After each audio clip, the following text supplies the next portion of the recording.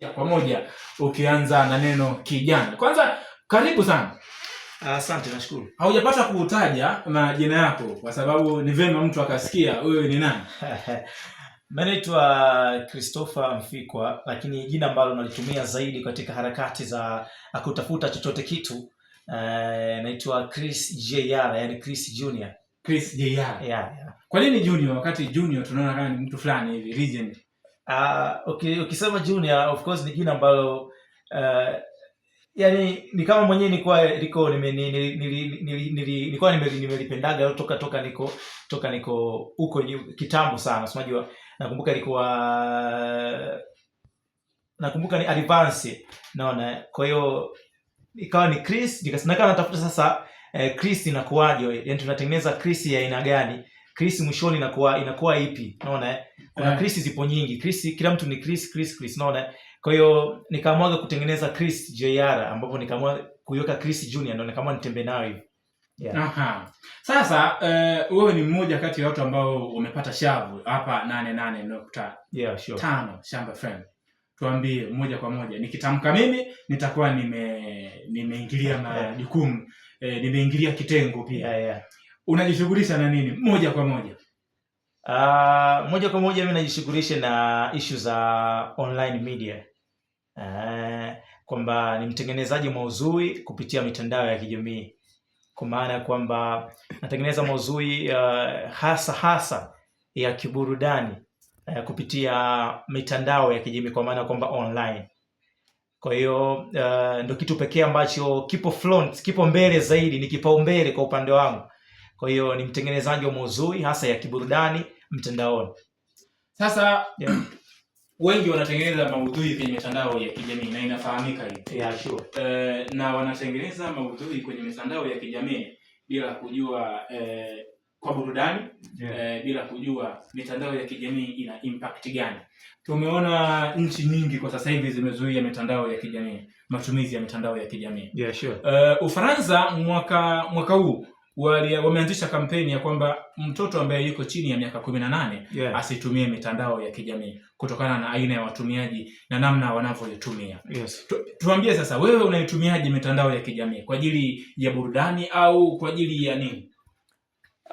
Mitandao ya kijamii naitumia kwa namna nyingi sana. Kwa maana namna ya kwanza kabisa kuwapa watu habari, yani kuwapa watu habari kwa kupitia online, kwa maana kwamba natengeneza maudhui ambayo yani zile taarifa ambazo zitakuwa zimetokea kwa muda sahihi, basi mimi nawafikishia watu kwa muda sahihi. Lakini pia nadili zaidi na kusaidia washikaji ambao pengine wanakosa shavu au wanakosa support ya kufika mahali fulani. Unajua, kunifuata mimi mtu niize, kunifikia mimi ni rahisi, na inakuwa hiyo point za kusema kumbe kuna Chris Media, kumbe kuna mtu fulani, unaona. Kwa hiyo kwanza ni kusaidia kuwashika mkono washikaji ambao wako chini wanajitafuta kwenye sanaa yoyote ambao wanadili nayo, iwe ni muziki, iwe ni comedy, iwe ni movie, iwe kitu chochote ambacho tunadili nacho kijana ambaye yuko chini, and of course tunadili naye, tunatoa support kwa namna hiyo. Lakini kitu kingine ni kwa ajili ya kujipatia kipato. Unaona, sasa hivi mitandao imekuwa kama fursa kwa vijana wengi ambao wanatambua au wameshtuka kwamba mitandao ni dili. Unaona, kwa upande wangu mimi kukizungumzia swala la kipato, ni kweli naingiza kipato kupitia mitandao ya kijamii, na hilo nimelianza mwaka 2024. Unaona, kwa hiyo kwa upande wangu mimi mitandao naitumia kama sehemu kwanza ya kusaidia washikaji ambao wana sanaa, wana vipaji, kwa ajili ya kuweza kuwapa support kwa namna kwamba kuweza kufanya nao interviews, kuweza kuposti kazi zao, kuweza kwa namna yote, lakini pia inaniingizia kipato. Tuambie sasa kwenye kipato hapo. Kuna mtu hajui mitandao ya kijamii, anaamini ni WhatsApp, anaamini ni Facebook, kuchati na kufanyaje. Yeah, sure. Mitandao gani kati ya ile mitandao yote ya kijamii, YouTube, Facebook, Instagram, Twitter, TikTok, ambayo unaweza ukamake money kama ambavyo wewe umefanya? Mitandao ya kijamii ina make money, mitandao mingi sana. Lakini tukitaja kwa Tanzania, hilo bila kuficha wala kupindisha kona, mitandao ambayo inalipa kwa Tanzania ni almost kama miwili tu. Ni Facebook na YouTube. Lakini nikizungumzia mimi kama mimi, mtandao ambao nautumia kwa ajili ya kumake money, yani kutengeneza pesa na uhakika kwamba huku mimi natengeneza pesa, ni mtandao wa YouTube. Yeah. Moja kwa moja. Yani hiyo ni bila kupindisha kwepa mzee wangu, ni YouTube. Pesa yako ya kwanza kuipata kwenye mitandao ya kijamii ilikuwa shilingi ngapi? Pesa yangu ya kwanza kuikamata kwenye mitandao ya kijamii ni 260,000. Hapo ulikuwa na miaka mingapi? Almost ni kama mwaka 2000 na ni sio miaka mingi, ni mwaka jana nakumbuka. Ni mwaka jana, kwa mwaka 2025 mwanzoni. Yeah. YouTube unafanya issue gani YouTube? Kama ni kuhabarisha, kwa mitandao mingine unahabarisha kwa picha. Yeah. YouTube tunahabarisha kupitia videos, kupitia video ndefu, tunahabarisha kupitia video fupi. Kwa hiyo inategemea tu wewe kule unatengeneza maudhui yenye misingi gani. Unajua YouTube kuna aina nyingi sana za content ambazo tunazitengeneza. Kuna washikaji wanatengeneza content za michezo, kuna wengine wanatengeneza content za hizi ambazo za kuelimisha jamii na nini, na sisi ambao tunatengeneza content za burudani. Kwa hiyo kule tunazo video ambazo tunaziposti ni moja kwa moja video sana za burudani. Yaani hizi burudani ambazo tunazungumzia wasanii, mastaa, ndio vitu ambavyo tunadili navyo sana kupitia mtandao wa YouTube na tunapost kupitia video. Okay. Yeah. Sasa tuambie sasa. Kwenye hiyo mitandao ambayo umeitaja. Yeah. Ulipokuwa unaanza, iliwezaje kuingilia kazi zako ambazo ulikuwa unazifanya awali kabla haujaanza kutumia mitandao ya kijamii? Kwa sababu inabidi sasa ufocus na kitu kimoja. Hapo mwanzo mitandao ya kijamii nilikuwa naitumia kwa sababu mara kwanza ndoto zangu dreams kabisa nilikuwa ni kufocus na unajua mimi nilianzaga mpira. Nilianzaga mpira, ndoto zikawa mpira. Baadaye ndoto zikabadilika, zikaja muziki. Muziki zikauzwa hapo sasa, zika change kabisa. Mwanzoni wakati na kuwa nilikuwa napenda sana kutangaza. Lakini nilikuwa nacheza na mpira pia. Kwa mpira ulikuwa umezidi mzani. Wewe nilikuwa napenda sana kucheza football. Lakini baadaye kadri ninavyozidi kukua, kuna mazingira ambayo nakutana nayo, na kutana na washikaji tofauti na dhayo ambao akili inakuwa, na kutana na urahisi wa kufanya vitu ambavyo naweza kuvifanya. Mwisho wa siku nikadondokea, ndo ndoto ikaja kuchange sasa. Nikaamua ni focus kwenye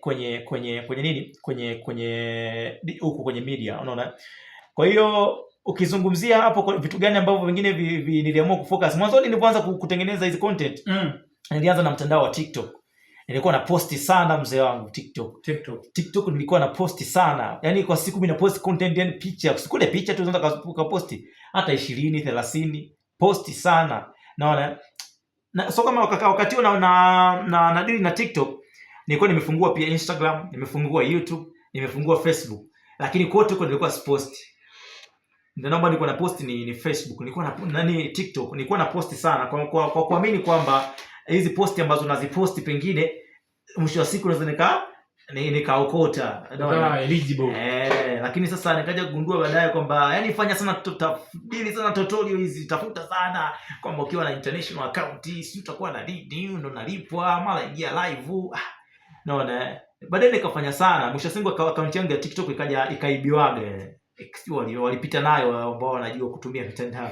Ilinikalisha tamaa sana. Baada hapo nikafungua account nyingine, lakini sikudili nayo sana, nilikuwa na post kawaida kwa sababu hata nguvu unaishiwa. Umeshaikibiza account na karibia 10,000, afu anakuja kupita nayo, kwa hiyo inakuwa inakukatisha tamaa. Kwa hiyo baada ya hapo sasa nikakutana na washikaji ambao sasa wanafanya YouTube. Naona wanafanya issue za YouTube, ndo tukaanza kukaa kudili mwanangu huku 1 2 3 mwanzo mmoja. Lakini mwanzoni nilikuwa naona kama YouTube kupata subscribers 1000 ni mchongo mzito sana. Yaani ni issue moja nzito mno. Yaani nikionaga mtu ana subscribers 1000 anapataje? Naona kwa hiyo nikaona mzito, lakini kumbe ilikuwa ni kuto kuweka tu ile imani kwamba ngoja nijaribu, ngoja nifanyaje, ngoja nifanye.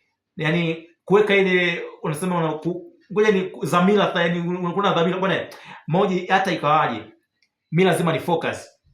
Kwa hiyo nikafocus na YouTube kuanzia mwaka 2023 nimeingia chuo kikuu cha Iringa. Mwishoni hivi nikaanza kudili na YouTube. Naona baada tu kupata maelekezo sasa, mwanangu huko YouTube kunahitaji vitu 1 2 3. Yaani huko akili tu ambayo ndio kufanya usurvive. Kwa hiyo nilipokea ile elimu. Baada ya hapo nikaanza kupiga kazi mzee wangu. So shout nyingi sana kwa mwanangu GR7 mshikaji wangu. Ndio mbali nilipaga hizi detail ndio mwanangu kumjini tunaishi hivi. Huku tunaenda hivi. Naona.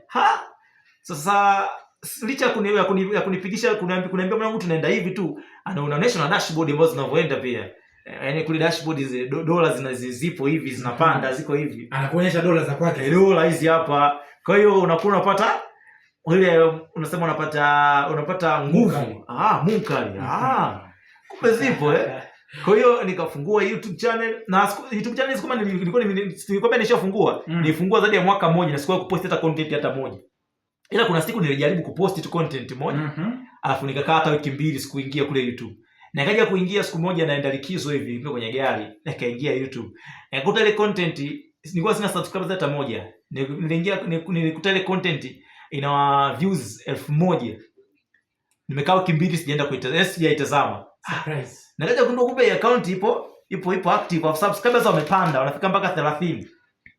Nikasema wiki 2 sijapost, nimepost content moja inaenda. Hapo sasa nikasema ngoja nivalie njuga issue. Nikaanza kupandisha kazi.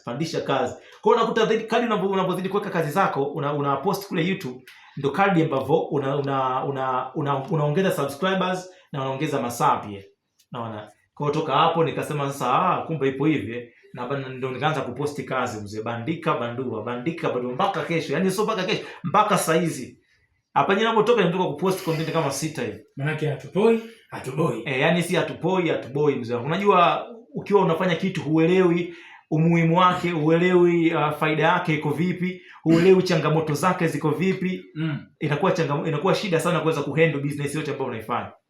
Tuambie sasa, ulianza kuposti YouTube ukiwa unasoma. Kusoma na mitandao. Kwanza mwaka wa pili kumenyoka mzee wangu. Hakuna sababu. Unajua mitandao bwana, na uzuri wa chuo kuna ratiba. Kwamba kipindi kipo saa 2 mpaka saa 4. Alafu kingine kipo saa 7 mpaka saa 8. Kwa hiyo unarudi kuangalia hapa katikati kuna gap. Na lakini